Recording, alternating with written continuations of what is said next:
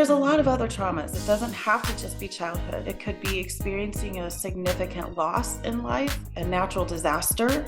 So I think even in relationships too, affairs and infidelity is a big trauma that couples individually and as a couple have to navigate.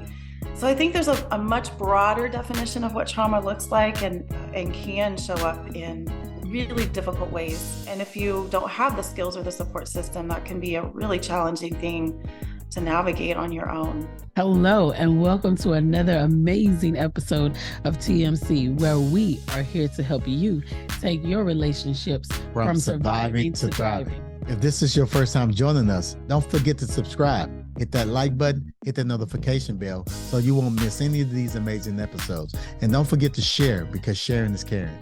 Today on TMC, we have a special guest, Miss Debi Hake, with Identifying Underlining Issues.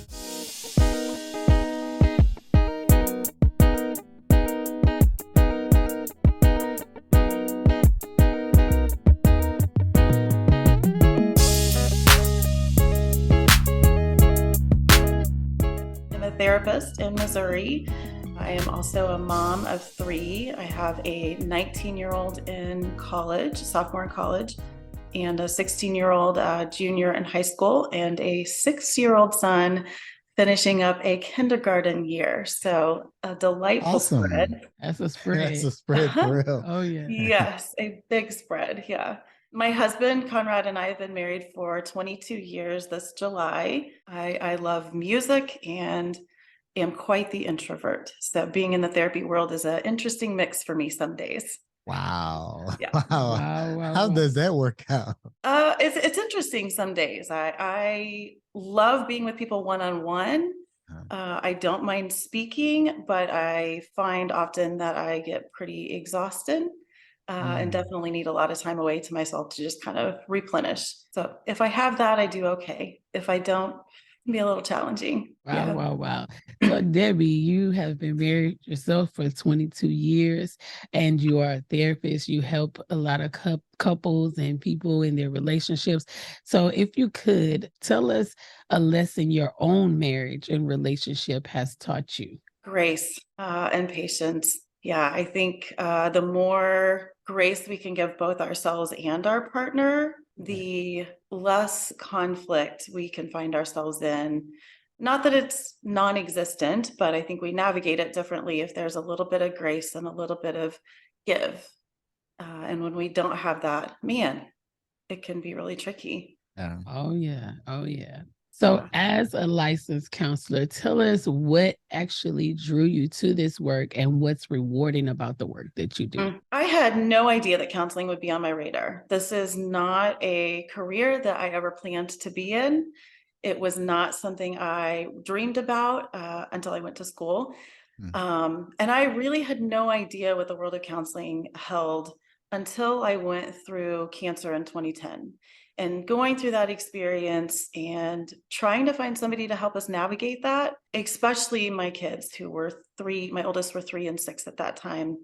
And my husband, we didn't have support and we didn't have people to help us navigate. How do you do this? How do you deal with life-threatening chronic illness? And how do you survive as a family? And what does this look like? And I noticed that there was something missing at that time. And I noticed that our family was drowning and did not have support. And I think that was kind of the biggest catalyst for me to look for okay, what does this look like, for other families and individuals to not have to go through this alone. And really, that was the tipping point for me to even think about, is there something I can do about this? And long story short, that led into going back to school for therapy. Wow. Yeah. That is pretty awesome. I mean, I'm thinking about that and thinking about how you took something that was you and your family and you've been selfless in this situation, step back and looking and thinking about someone else, some other wife, some other husband, some other child, and say, how can I live, or how can I do something about this where someone else's family won't experience what my family has dealt with?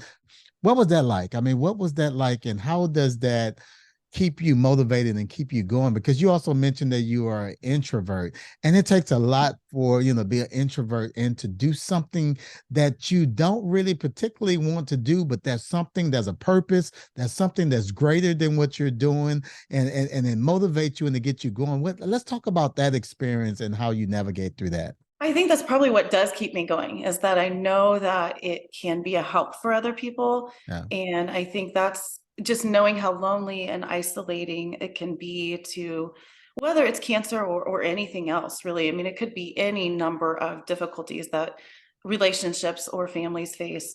Being alone and feeling like there's no support, I think, is the big reason that keeps me able to stay present in the therapy room. Yeah. Just knowing that I can be that support for somebody, and hold space when maybe there's not a lot of other people who can. Yeah. So dealing with clients and helping families and helping people, what are some of the common issues that you see some of your clients struggle with, and how do you navigate them through those situations? Well, at this point in my journey, I primarily see couples and individuals and families that are dealing with trauma. Okay. So those Mm. dynamics, I think, would really focus in on couples that are experiencing family issues. So maybe that looks like parenting, or older parents that are kind of navigating end of life, or couples that are feeling really disconnected and don't really know what that looks like to bridge that gap. Of course, couples always say communication and conflict too. So those are two big things that most all couples experience. So, and then on the trauma side, I think it looks a lot like individuals that experience both childhood Mm. trauma, but also relationship trauma. There's a lot of nuance there with how individuals interact and experience trauma. And it just shows up in a lot of interesting places at times. Absolutely, absolutely. And it's interesting that you would say that, because the thing I wanted to ask you, if you could share with the TMC listeners, I guess, examples of the type of trauma that you possibly could help someone navigate through. Because I think sometimes in relationship, things may happen and we may not technically clarify it as a trauma, but it is. Right. Yeah. Well, I think the easiest trauma that most people know about, or would classify as, oh yeah, that's trauma, would obviously be experiences that we go through in childhood that we drag with us through life and show up in all of the worst places normally. Yeah. But there's a lot of other traumas. It doesn't have to just be childhood. It could be experiencing a significant loss in life. Mm. It could be experiencing a natural disaster. All of the hurricanes down south would be absolutely a big trauma. Yeah. So I think even in relationships too, affairs and infidelity is a big trauma that couples individually and as a couple have to navigate. So I think there's a much broader definition of what trauma looks like, and maybe sometimes most of us keep it a little too small. And Mhm. in reality, I think a lot of us experience trauma. I would say, for me, the cancer was a trauma, and a lot of families that go through similar experiences, it's also a trauma. Yeah. So it looks like a lot of different things, and can show up in really difficult ways. And if you don't have the skills or the support system, that can be a really challenging thing to navigate on your own. So I'm thinking about myself, right? So you talked about trauma. And for example, I lost my mom when I was 16 years old. I lost my father when I was 26 years old. What type of things, someone like me or someone that experienced loss at a young age, what type of things that could go over into the relationships that may be affecting and we're not even realizing it? Mhm. I think anytime someone experiences a loss of a loved one at a young age, and 16 is still very young, it's a formative year, right? So I think anytime that somebody experiences the loss of a loved one, there's a break in that attachment, and it creates a wound, a fissure that can fester and be really difficult for a person to navigate. And I think the wounding can carry over into both, in this case, your life, but also I imagine in some ways that showed up in a relationship dynamic Um, where you had to do life on your own without that support for so long, that allowing somebody into that vulnerable space for you, I imagine, yeah. um, may have been challenging at times. I mean, you're absolutely right. I mean, Mhm. because that is a big issue that I feel that I'm trying to get over now. It's the thing with relationships. I've really, Sean said something years ago when we first got married that I have this thing where I can easily, cut off, relationships or whatever. And I really Mm, think that that may have played a part in that because something that was so significant and meant so much to me, especially my mother. I mean, I don't know, you kind of, you get involved in relationships, but it's like a part of you is like, don't want to experience that again. Mhm. And, yeah, so I can see that.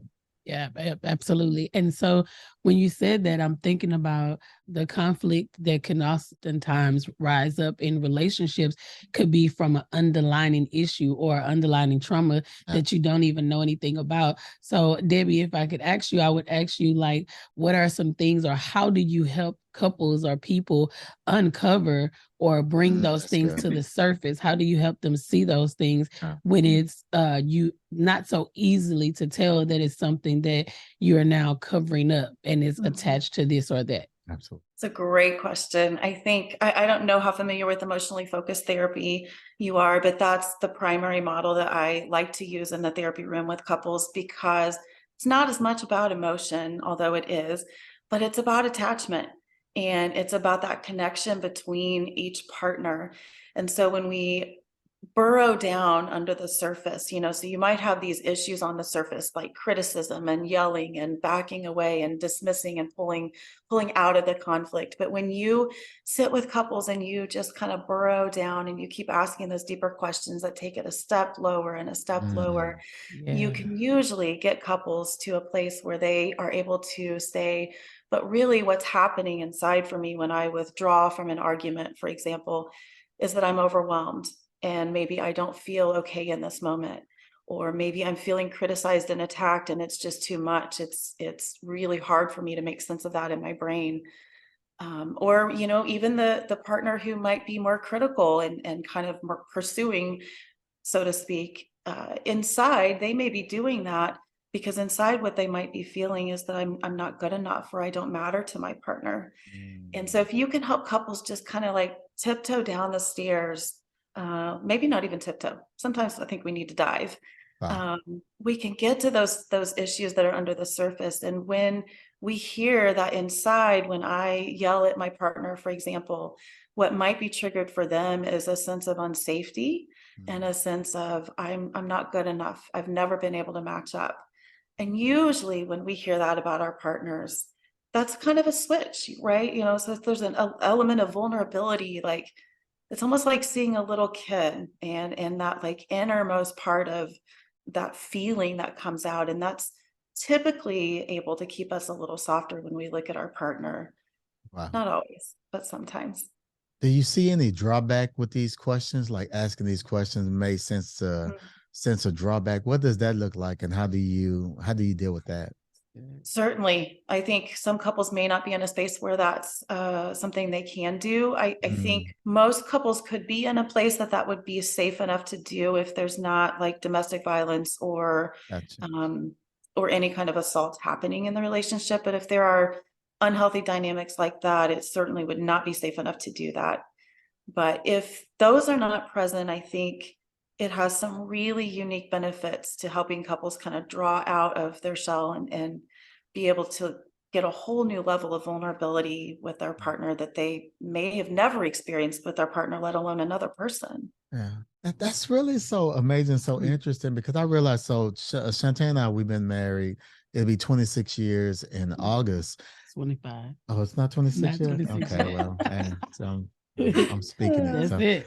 so so 25 years. I don't know why I thought 26, but 25 years. So it would be 25 years in August. And what I've learned in the last maybe 8 years of our marriage, I realize, and we tend to do this more. I don't know if it's just wisdom or we just been around each other so long and we're just that comfortable sharing things, but that vulnerability is really key when we share things. I mean, she shared things about things in her childhood, and I shared things about my childhood. It's like we can really, I don't know, you just kind of you begin to see certain wounds that I have and certain wounds that she have.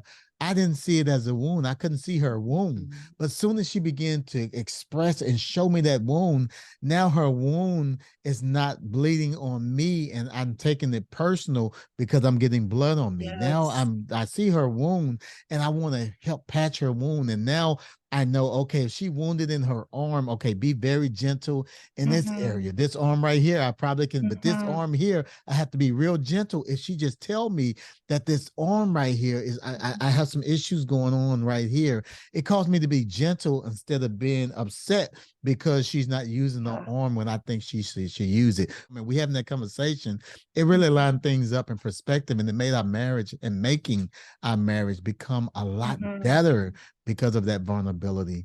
What would you say to an individual that may be struggling with that vulnerability in Mhm. their relationship? I need to take off my makeup. I need to take off my muscle shirt, and we need to have a conversation. One of the things I heard somewhere along the line, and I wish I could remember who said it, but somewhere along the line in one of my trainings, I heard that, some of the greatest wounding that we experience is in relationships, but Mm, also some of the greatest healing we can experience happens in relationships. absolutely. And so some of those wounds that we experience in childhood or in previous relationships and we drag with us through life, if we allow people to have that level of vulnerability from us, and if we allow people a glimpse into what's happening inside for us, we are opening the door to our own healing. And so it's, if we can think less about, I'm giving this innermost part of myself that's raw Yeah. and painful to somebody, I'm opening the door for somebody else to do some healing with and for me. And that's a hard switch, I know, but if we can maybe begin to switch that, I think there's some really beautiful things that Wow. can happen for both partners in that relationship. Absolutely, absolutely. Debbie, I have a question. I'm calling you Deb. We friends already. That's okay. That's all right. I have a question for you. And thinking about Cedric stole my question about vulnerability. So, but and when we're thinking about that and in thinking about helping couples learn to navigate that, what are some ways or how do you navigate with a couple who may have two different ideas or perspective of what they need Mm, when it comes to wow. counseling and therapy? Well, that is a great question. Sometimes we have no idea what we want.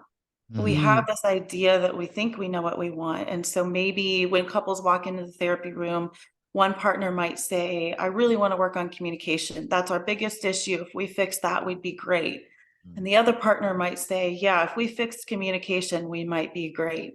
But when you start to dive down, what does that even look like and feel like for both of them? Mhm. Wow. What you might realize is that one person's definition of communication means I'm really lonely and I'm really Wow. isolated and I really want a deeper connection. I just crave for somebody to know me. And the other partner might be thinking, I just need to be able to express my emotions without fear of backlash. Or Mhm. I feel like I'm never good enough for you. Mm. So maybe it falls under the category of communication, but there's so many nuances underneath the surface that when we pull those out, may not fit into the definition of communication at all. Yeah. So maybe we're on the, different pages, but maybe we're not on different pages. Maybe ultimately what both partners want is a sense of belonging Yeah. or a sense of connection or a sense of being known and loved for who they are. And so if we can get people to a common goal, I think maybe there's a better chance of navigating being on different pages, because for sure, couples are always going to be on different pages, whether it comes to childhood or money or you name it, there's a good chance that they may be on different pages, but they can get to a place of a common goal and maybe understand where their partner's coming from.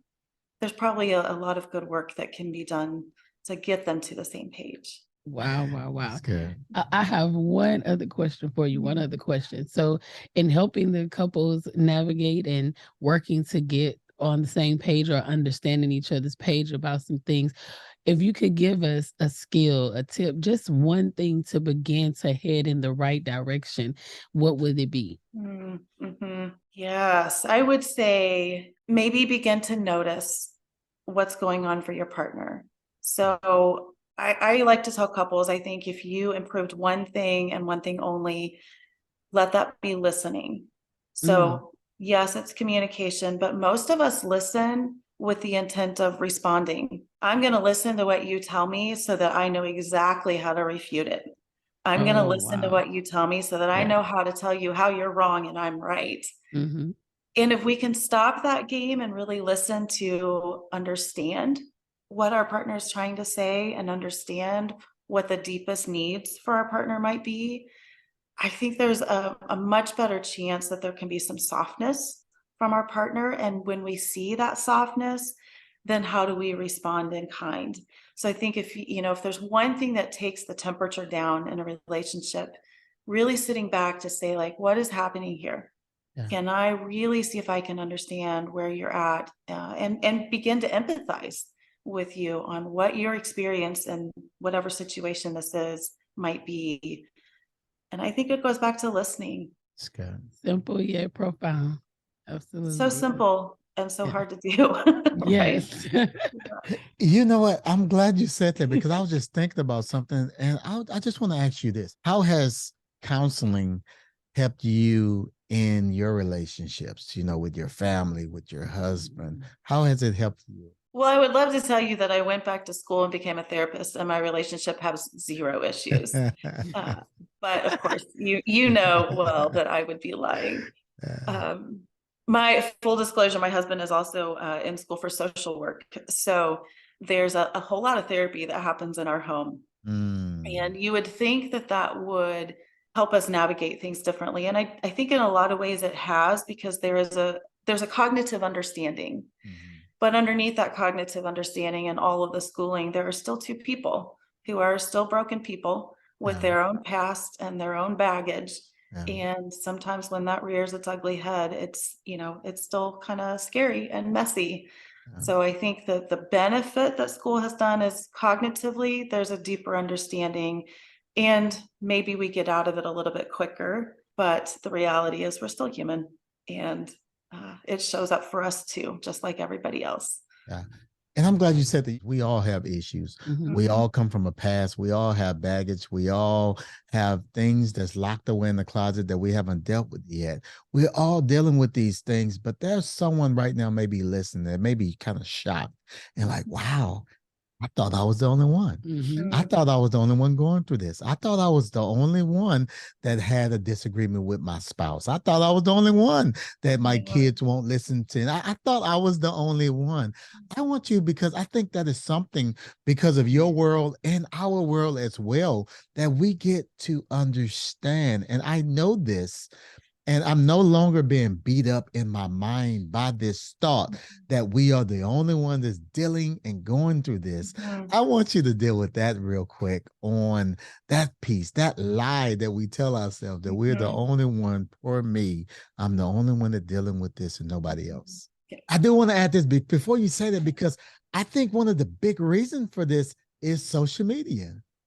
Social media, because every smile, every picture, I mean, everybody's so perfect. The picture is perfect. So here we are looking on social media and we think their lives are the best. And I wish I had that life. I'll speak to it, please. Yes, I just had this conversation with a staff member today about the role that social media and technology plays in disconnecting couples.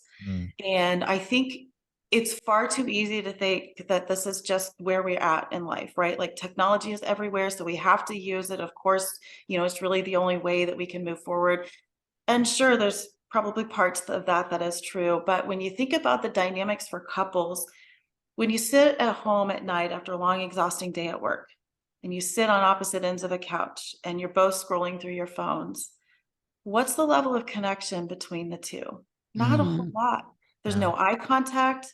There may be no physical touch, not even a holding of hands. And when we start to let those things like slip away, and we don't look at our partner, and we don't hold our partner, and we don't be intentional with our partner, that can drive a really big piece of disconnect between the two of them. Yeah. And then you add, like you said, social media and all of these picture perfect families with absolutely no issues, theoretically, of course. Yeah. Of course. I mean, that would make any of us doubt, our relationship. And then when we think everybody else has it together, why would we reach out? Why would we say anything about where we're really at? And I do think that that is a big factor for a lot of people, individuals and couples, for maybe why they don't reach out for therapy sooner than later, because it either may be taboo or they think that they're the only ones that deal with it. And I hate that that is something that might keep people from getting help. But I think you're right. Absolutely right. It probably is a very big factor. Or that my partner's not good enough because they're not doing what so-and-so on social media was doing, So suddenly there's a level of maybe not competition, but they're not meeting the standard that we now have. Yeah. Dangerous. Wow. Yeah. Oh my goodness. Yes, definitely. It definitely can affect us in a lot of ways. Absolutely. Debi, you have definitely given us some great insight, and the TMC listeners and everyone that hears this podcast will definitely be all the more better. You've definitely imparted some wisdom into us, and we would love for you to tell the TMC listeners how they can connect with you and what you're doing.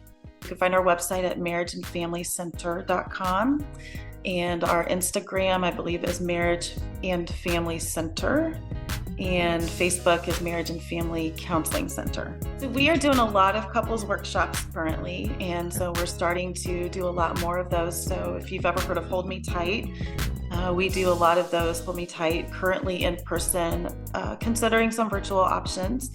But we do those, and we are also getting ready to launch a lot more trauma groups coming this fall. So both of those will be coming up soon. So if there's one thing that couples could begin to understand and notice in their relationship that I think would take them to the next level, it would be understanding the loop or the cycle that you get caught in conflict. And so for me, that looks like understanding when I react a certain way to my partner, that I know what is really happening inside for me. So if I withdraw from my partner, that I know why, that I'm maybe feeling lonely or I'm feeling overwhelmed in that moment. And then also knowing that when I do that behavior, when I withdraw from my partner, what is that trip for them?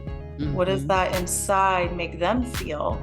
And when they feel that way, maybe small or not important, how do they respond to me? And if we can understand that loop, most of the time, that's the place that couples get stuck the most, because those are automatic triggers either to past trauma or to past attachment wounds. And if we can begin to understand why and when and how we get triggered and communicate that to our partner, there can be a lot of healing, but there can also be a lot of understanding of the dynamics. And then we can say, like, wait a minute, I don't want to be here. I see what's happening. Let's pick a different route. Thank you. On behalf of the TMC community, we want to thank you so very much for taking time out of your busy schedule and adding value to us all. Thank you so much for having me. So we hope you enjoyed today's episode. And if you did, go ahead and subscribe. Click the like button and turn on your notifications so you'll be notified each time we upload a video. So we want to thank you for joining us today on TMC.